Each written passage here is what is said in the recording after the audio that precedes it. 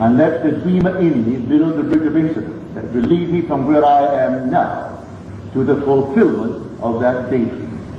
When I get there, it will happen in the most normal, natural manner. It will externalize itself in my world, and I'll give all credit to the being within who is completing the dream. And when he completes it, these things will happen. This, I spoke of earlier, preceding the resurrection.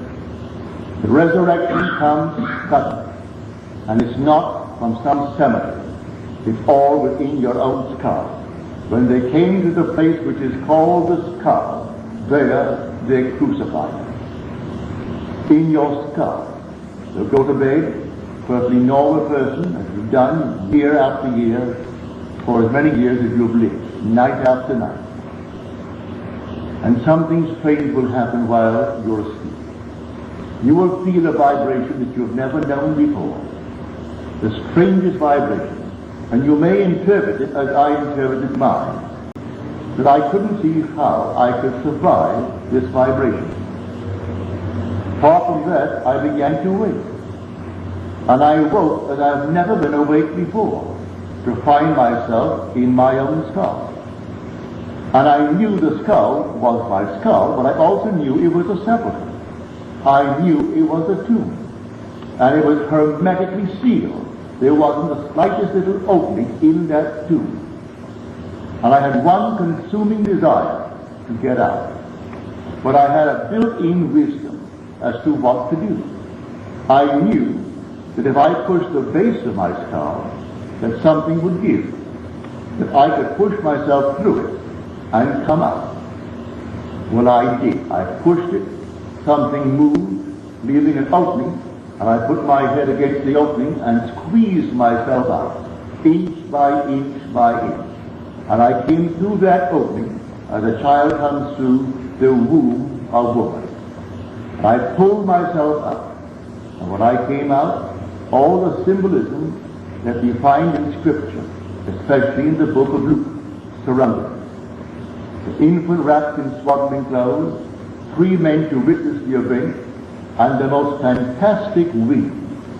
It was a storm, and I interpreted the wind to be coming from the corner of the room, although I still felt it in my head. And one of the 3 who were present, he felt it, and he was the most disturbed of the 3. They all felt the wind. He went to pick up, he went over to investigate the wind. And looking down, he saw the child, the infant wrapped in swaddling clothes. And he picked it up. As he looked into the little face, he announced who it was. And he said, "It's Neville's baby." The other 2, in the most incredulous voices, asked, "How can Neville have a baby?"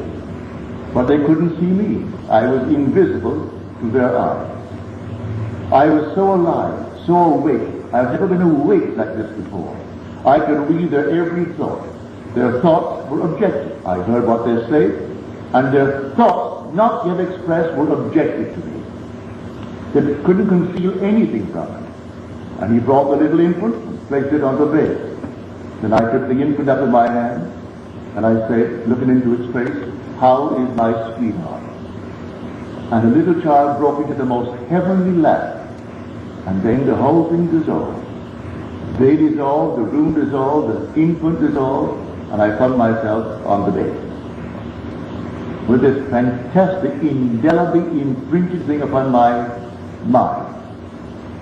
Got out and wrote the whole thing in detail and mailed it to my wife.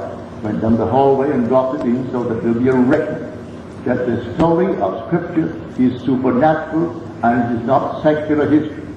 It's something that's going to happen to every person in this world in their own good order.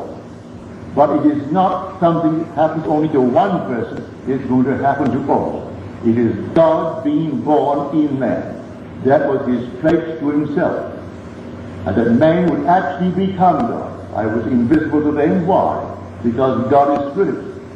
But it didn't rob me of the feeling of power and understanding and a wisdom that I did not enjoy when I wore the garment of flesh. Invisible to them, but I'm quite sure not invisible to the heavenly host. But they were not present. Only the three who came, like the three shepherds coming, and they saw it. And then, 139 days later, a vibration similar to that one started in my head, this time at the top of my skull. Again I thought, this is it. There's going to be an explosion within me. Well, there was. This time the whole thing exploded. And when it all settled, standing before me is God's Son, not Jesus. David has told us in the Old Testament, as David said in the second Psalm, I will tell of the decree of the Lord. He said unto me, Thou art my son. Today I have begotten thee.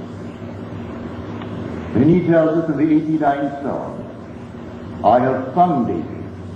With my holy oil I have anointed him. And he shall cry unto me, Thou art my Father, my God, and the rock of my salvation. I did not know, born and raised in the Christian faith as I was, and call myself a Christian. My training did not reveal this at all. And here I see thee, and there is no uncertainty as to the relationship. I know he's my son, and I know that he knows I am his father.